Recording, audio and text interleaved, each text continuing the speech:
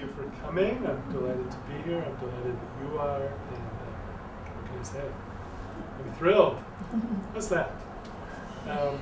This book, and I'm really here, I guess, to talk about this book, is published by Verso, which is known more for politics and theory than for art and culture. And it came out of texts that I did for both the LRB and for Art Forum. And it's really about the relationship of art and architecture over the last 4 or 5 decades. So as art, moved away from just the simple object, sculpture did, moved into space, it began to engage architecture. And there's a way in which the other arts did the same thing. And so this book looks at how architecture was changed by this interface with art, and how art was changed too. So I read about sculpture, I read about installation, I read about film, but I also read about architects who are very influenced by artists. But one of the protagonists is Richard Serra, and it's do you all know who he is? Never know. Anyway, this is the cover image is an extraordinary project he did in the Grand Palais in Paris a couple of years ago. One of the great last industrial structures in Paris, and he placed these enormous steles, these enormous bands of steel in this different array, this kind of processional array. He called it promenade. You pick up on promenades in Paris nearby. Anyway, what I thought I would do is just read a little bit of a conversation I have with Serra. We are old friends, old antagonists, and he's a very intense guy.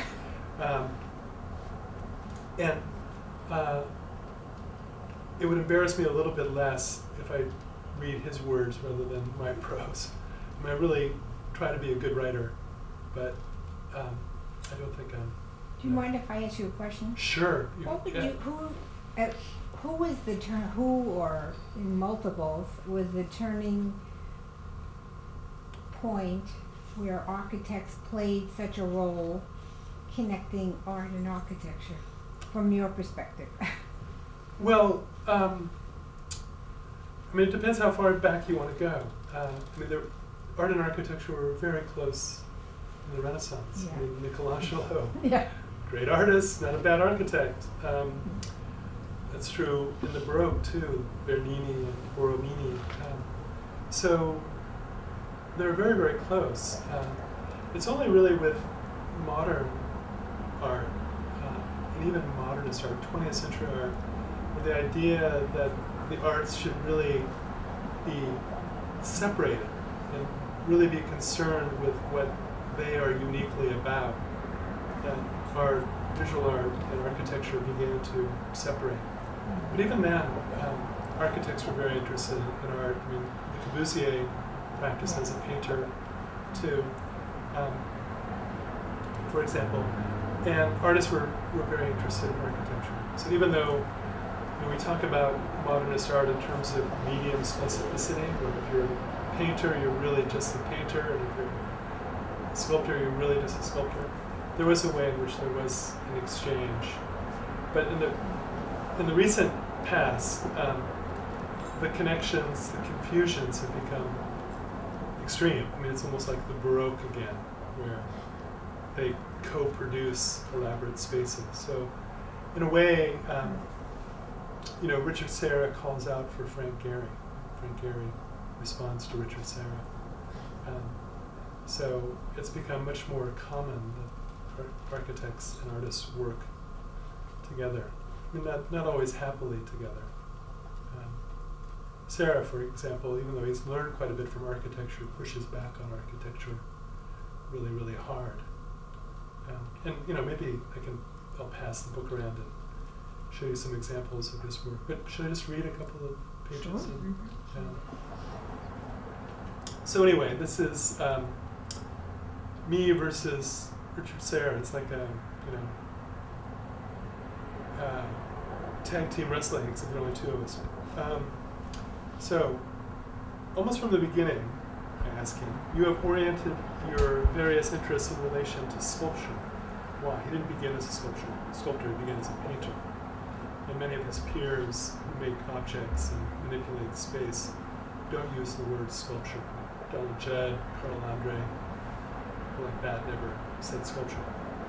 So Sarah responds, I think I can tell you.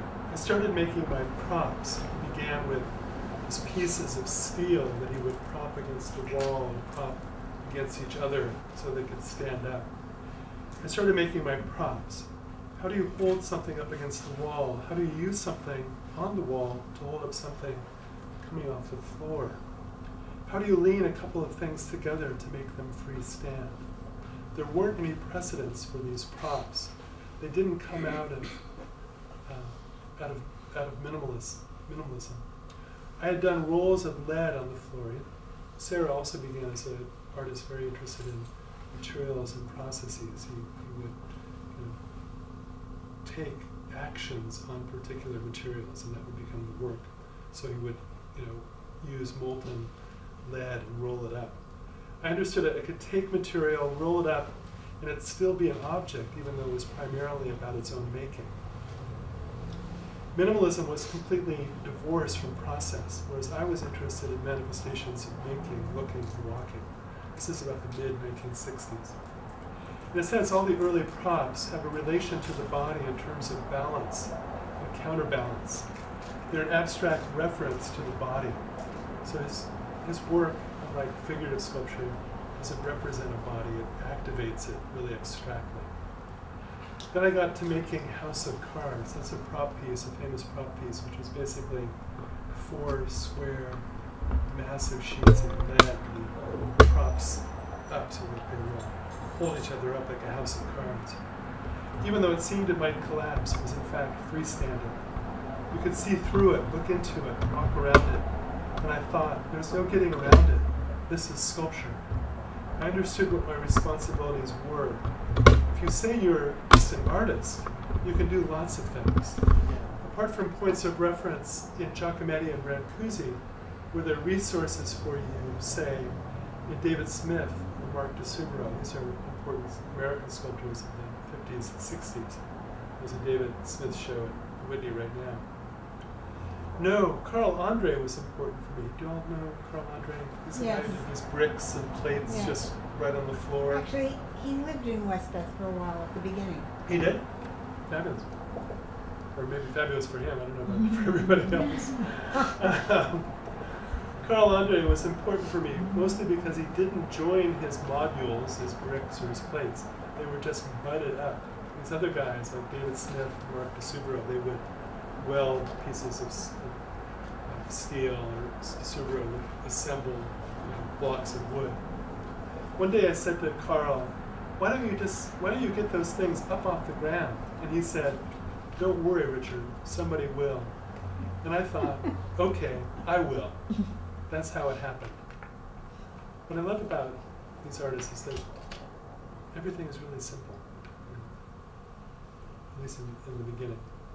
This is me again. At that point, you were already interested in sculpture as an analog to the body in terms of balance, counterbalance, compression, friction. What happened when you put the plate in the corner and strike? This is a piece in which Sarah just took a massive plate of steel, stuck it in the corner of a gallery, and then at the Museum of Modern Art, and it just jutted out into space. This is how he responds. Strike came after House of Cards. It was my break into space. I realized if I wedged a plate into the corner, it would be freestanding. So I got a plate 8 by 24 feet. That was strike. It declared the whole space, dividing it. In other words, it articulated the space simply by cutting it in two.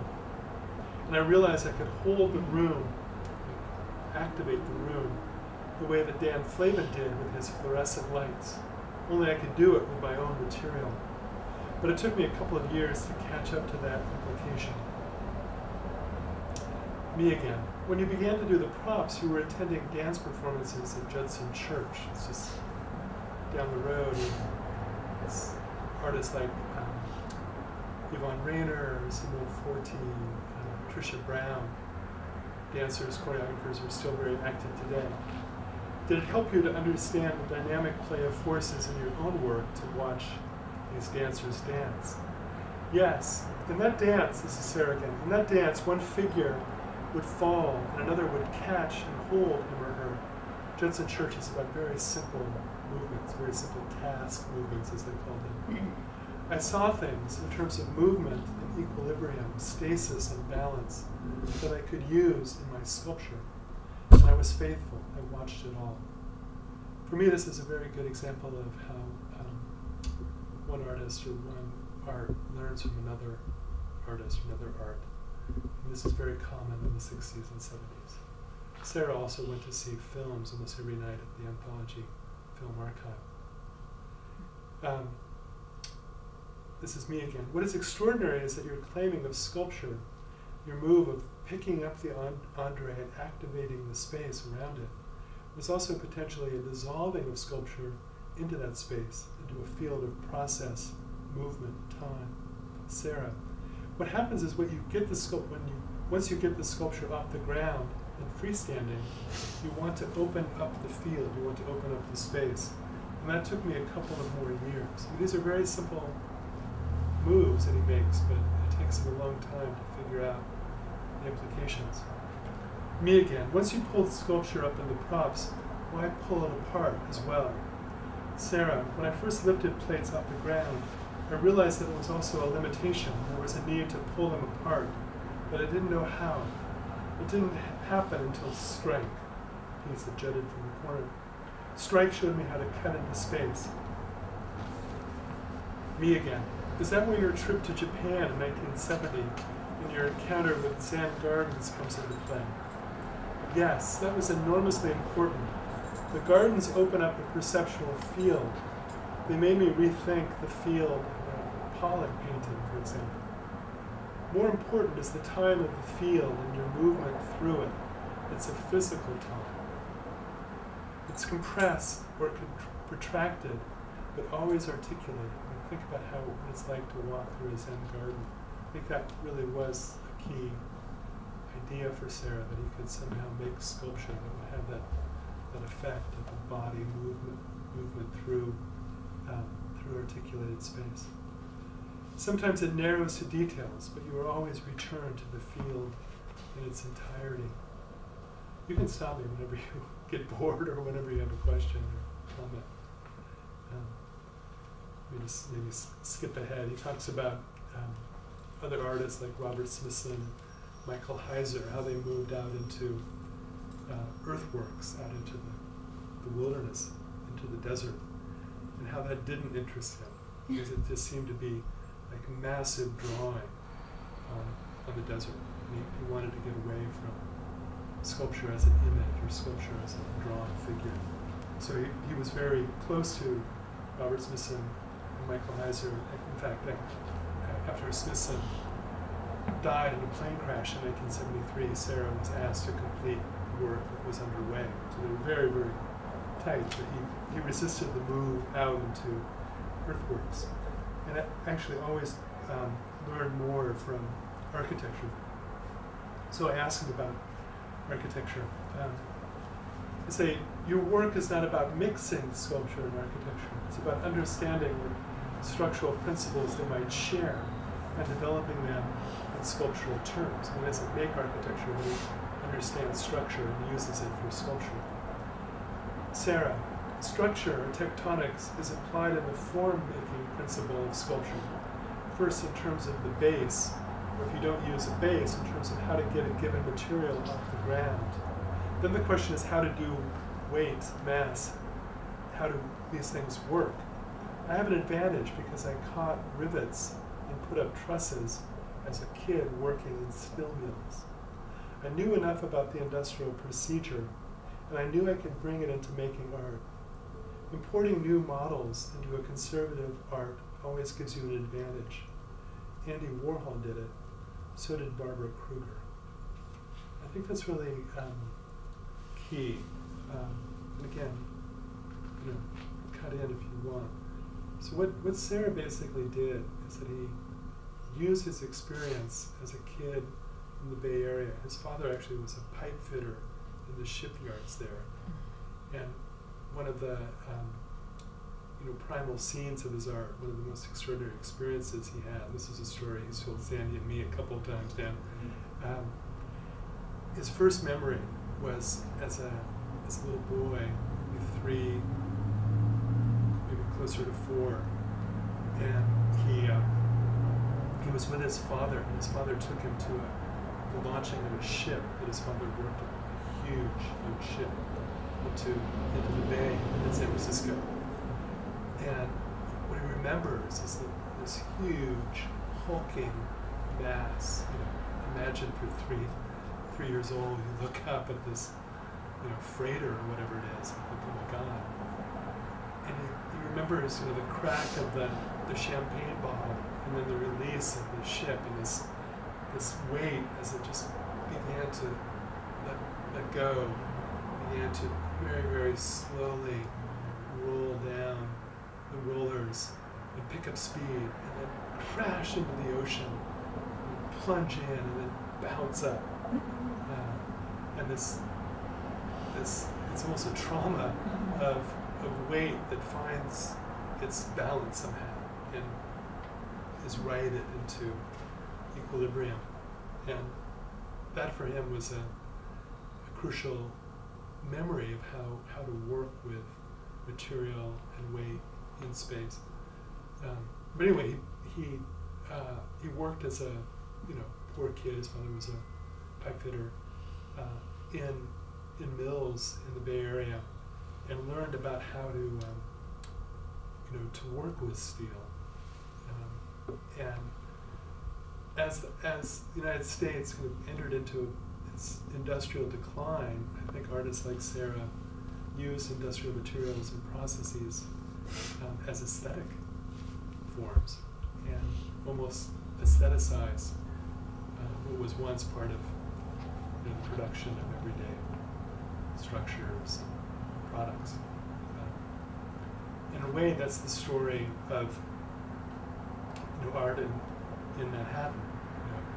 Industrial neighborhoods like Soho, as the light industry faded away, artists came in and used them, the spaces, as studios, and the big spans allowed them to build, to industrial scale. There's people like Andre here, maybe in Westbeth, but Sarah and Tribeca, and that increased the scale of the art, and that increased scale led to a confrontation with architectural space. So there's this dialectic between the expanded scale of sculpture and the expanded scale of, say, museum architecture over the last 3 or 4 decades. But what interests me, I think maybe I'll stop and ask you what you're interested in. And we go on to talk about how his work has become more and more complicated. He talks about tilted arc, he talks about other architecture, he talks about his relationship with Frank Gehry. But what interests me just in these early exchanges in this conversation is that Sarah is an artist who, almost on his own, redefines sculpture in relation to other arts, primarily architecture, but also, as he says, dance. He learned a lot about sculpture from dance. And he also opposed sculpture to painting. He began as a painter, but wanted to get away from the world of the image, the world of the virtual, in part because he saw that everything had become pop, and he wanted to insist on the actuality of our bodies, the reality of space. So even though he says he admires Warhol because Warhol changed his art form too. He made a radical revision of painting through the introduction of techniques from commercial design. In a way, Warhol and Serra are opposite artists. Warhol's all about image, and Serra is all against the image. In fact, our conversation is called building against image, or building contra image. But I've blathered on. I should engage you somehow.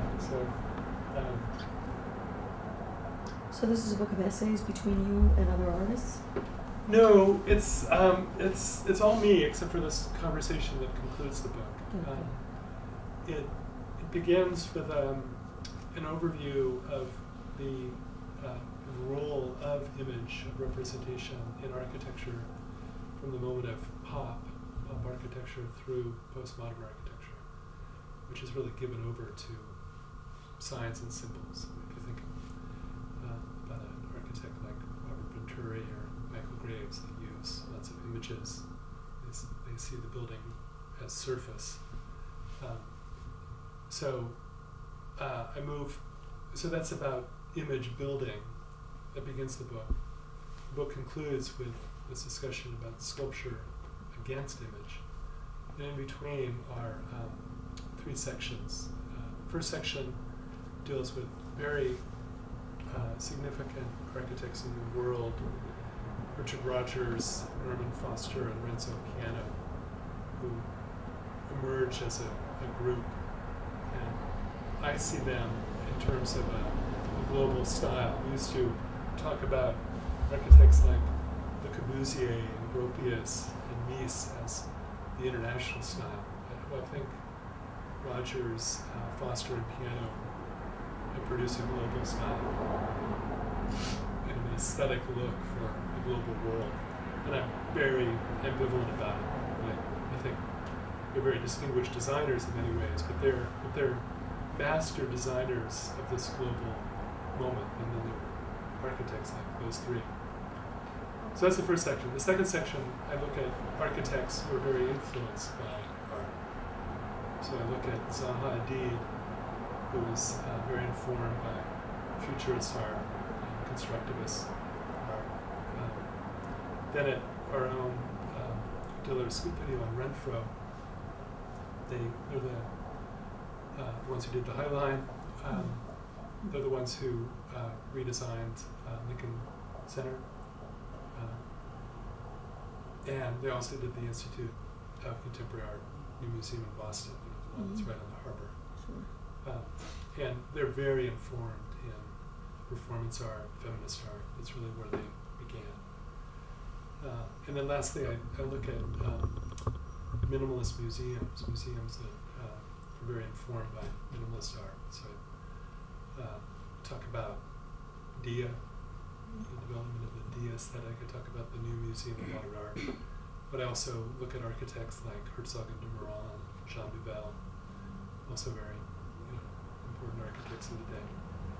And then very briefly, the third section is about artists who have ventured into architecture, or who have transformed their own mediums in relation to architecture. So there's a chapter called Sculpture Remade, which is about Richard Serra, how he redefined sculpture in terms of architecture.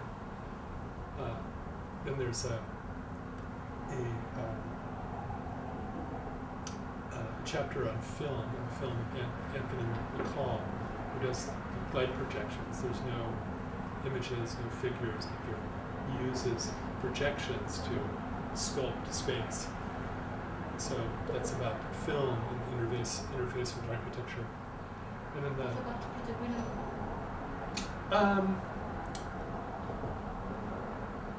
yeah. Yeah. I mean, I think about, that's true, but with Greenaway, isn't there always an elaborate narrative too? With McCall, he just uses the cone of light as mean, film is so stripped bare. The title of that chapter is Film Stripped Bare. There's no image projected. It's just the projection of film as a way to sculpt space. And I was then thinking about the stairs. Hmm? I was thinking about the stairs. Yeah. Maybe I should have mentioned him. And then I talk again very ambivalently about the development of this category of installation art, which is somewhere between painting and sculpture and architecture. So there is a certain history that one can get, if one wants, out of this book, with the relation of art and architecture over the last 40 or 50 years. So that's what that's about. What do you think of the Highline? Well, one tricky thing if you're a critic who's also a historian, sometimes you have personal or professional relationships with people. So Liz Giller is a colleague of mine at Princeton. So that doesn't mean that I can't be critical of her, and I am, but I actually think the Highline is a real success.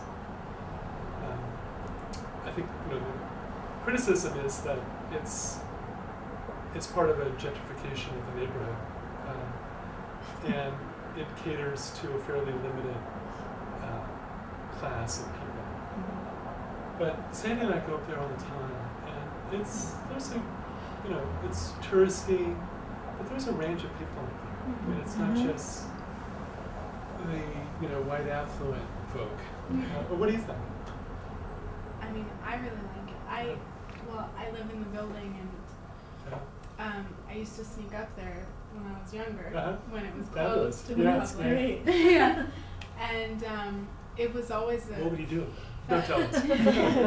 Nothing bad. There was a big article in the Times about that. Did you ever see that? It was a picture of 3 boys. Yeah. 2 of them lived in the building. Oh, really? And they used to go up there and hang out. I mean, it's part of a whole transformation of the neighborhood. Yeah. I mean, it has its pluses and minuses. It was really grungy for a long time. Yeah, that's for sure. And kids growing up here, to them is, some of them, it's adventurous. I did an interview with kids who grew up at Westbeth. I think you were. I wasn't. No. I think my sister was. Okay. So, right. Yeah. Yes. Okay. And what it was like to grow up in Westbeth. Yeah, the pros and cons. Well, some people were mischievous and were off in these forbidden places with Grungeville, and others took it in a variety of ways being here. But not so long ago, it was a tough part of town. I mean, just a little bit not further so north. Long ago, right. The beginning was when they fixed the waterfront. That was a long-range plan. I'm still nostalgic for places like Florent, where you would go over there, and it did seem to be another part of the city, not just a continuation of the mall that is Manhattan. It was kind of otherworldly. Yeah, it was. Yeah. Yes, it definitely. I mean, that character is still preserved in a way, but all these fancy boutiques and. It's like I walked down the street and I'm like, so I was with someone in the building not long ago, and we were like, where are we? Are we lost? Oh my God. Yeah. It's still flagship store after store after store, and all the tourists were just swamped with tourists. Mayor Bloomberg's dream, and they're buying clothes there. Yeah. What do you think about the Whitney that's moved? I think that's horrible idea. Horrible. My husband really is freaking out, like, you're not going to be able to walk down the street here. Yeah, well, that's obviously, it's a piano building, and it doesn't seem like it will be one of his better buildings. Or just the idea of having a residential neighborhood. I guess you'd say the Whitney's in a residential neighborhood uptown. Right. I'm not such a big fan of the original Whitney building. No, that's one of my favorite buildings. Really? Yeah, why? It's too brutal? I just find it, I mean, aesthetically I like to look at it, but I find for the experience of being in a museum, it's not.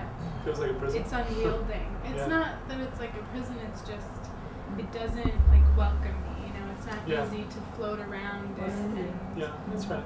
yeah. It's So not a very I'm It's fluid curious to massive. see space. what the new. It's not a very fluid space. No, No, that's true. It's pretty Yeah. Yeah. boxed. Yeah, I don't know. Why do you like it so much? Well, I'm a sucker for that kind of architecture. You know, it's brutalist. It really shows you its materials, and it's very emphatic about its spaces. And, you know, I'm a big fan of Breuer. He did some buildings in Princeton too. These were, you know, Down there. He also did at Lehman College. He did the art department. Yeah, I mean, he was active, Building. and you know, he's a great figure of the Bauhaus. And he was a student at the Bauhaus and a teacher, and came to this country, with Gropius and Albers and others. So he's an important figure for me. But I just like the building, I like the Guggenheim. But I do think that the High Line, I love the way that it allows you to look into the city and also look out to the river. It recaptures an experience. And the growth is very nice, the natural. Yeah. The way Yeah. they use the natural growth in the Yeah. tracks, and I That's find that that's kind of actually interesting. become a very active field in architecture, is landscape urbanism. As more and more cities have these industrial structures, but they don't know what to do with. I mean, they're not Right. earthquake safe. And, they don't want to necessarily tear them down. So I think it's actually a very good model. And there are others that have cropped up too. But, yeah. What do you make of this balcony thing with the seating that overlooks what's that, 10th Avenue, Yeah. where you can watch the traffic? I thought, this is...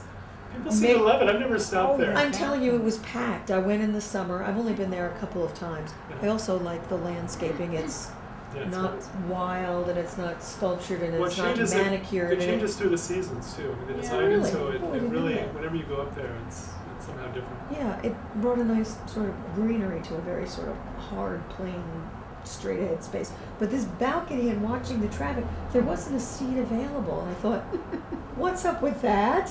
Well, maybe that is the tourist area where It you must come to the be. city, come to New York. And just watch the traffic on 10th Avenue.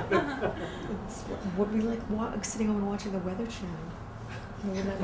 I just didn't understand it. Careful, some of us do that. Yeah. And you do? Oh, okay, I'm sorry. It's a nice place to rest. Yeah, It's that's restful. true. And it's wonderful for kids who run up and down those stairs. But to sit and watch the traffic. Well, I think it's Yeah. kind of an interesting juxtaposition of this like nice public space in the midst of the concrete jungle. It's like I thought there must be a Yeah. huge idea Manhattan behind used this that to I'm be not at one catching. time you could sit in that place and watch a babbling brook and see trees and birds, Okay. and then to sit there and see this completely new landscape unfolding. And I'm sure over the years it'll continue to change and grow. I mean, things change every 10 seconds in New York with new buildings and stuff like Okay, that. all right. Then I'm just going to say one more thing.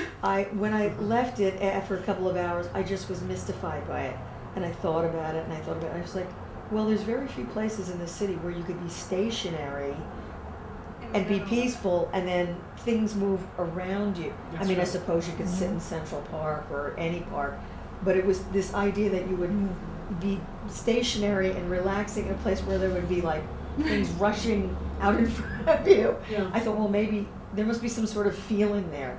I didn't catch the feeling because there wasn't I any think place to for sit. Europeans and other tourists, and even for us, one of the extraordinary things about Manhattan are canyons of the avenues. I mean, even the cross streets too, but just the sublimity of the major avenues. I think you have that kind of view in most cities. I also think that there is a way in which Paris is the capital of the 19th century. New York is the capital of the 20th century. I think more and more people come here, again, tourists, to to see the city almost as an industrial museum. You know, skyscrapers.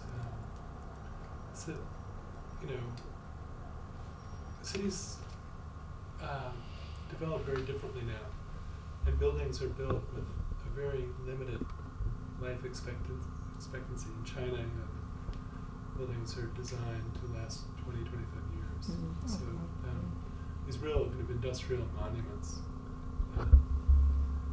in a way, it's true of the Eiffel Tower. You don't have to come to this country, but I don't know. Empire State Buildings feel, every time I look at it, just so knocks me out. I think that's part of the Highline effect. It's like a promenade onto the city as its own industrial museum, or 20th century museum. What do you make of this whole push into Brooklyn? I mean, really rough neighborhoods like Red Hook and Well, and the artists are always like, it's the they get artist pushed and then the further out. gays, and then everybody else goes, great, thanks for doing this. Exactly. Thanks for helping us out. Pioneers of gentrification. Yeah, that's actually very different too for artists, because you know, for the generation of Richard Serra, you could find a huge studio and a place to live in Soho or Tribeca. And even for our generation, we lived on Grove Street for over 25 years. And when we first came to New York, when I first came to New York in the late 70s, I mean, I'm of the kind of pictures generation of artists, people like Sidney Sherman, Richard Prince, and Barbara Kruger, all those people. We all lived within, you know, 10 blocks of each other. Yeah, but people got lost 30 years ago for 10 or 20,000 and fixed it up themselves, but exactly. That's what I mean. It's you could do unheard of now, so. Well, that's what I mean. That artists, I guess, if they could still live together, they live together, you know, in the furthest Bushwick. But they tend to be more scattered, and that actually hurts an artist community. I mean, maybe they're all, you know, on the net together, texting, but you really have to, you know, you have to somehow scrape by, so you have a little bit of money if you're an artist or writer, and you have to live in proximity to other artists and writers. Yeah, I mean, it's a crucial formula. I mean, you guys have it here in spades, but you know, I think that's more and more difficult, and certainly in New York it is. It's difficult even here. Yeah. Are you sorry about the Savoy closing? Yes. Yeah. All the restaurants. Yeah. No, I mean, our neighborhood has become just so hip, we can't stand it. You're ready to move to Red Hook.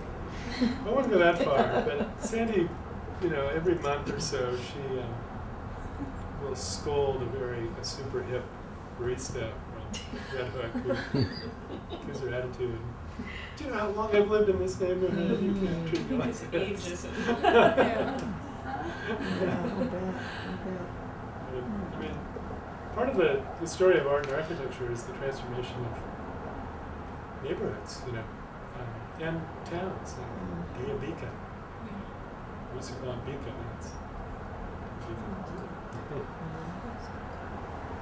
Thanks so much. Yeah, Thank you. thanks for coming Thank you by. very, very much.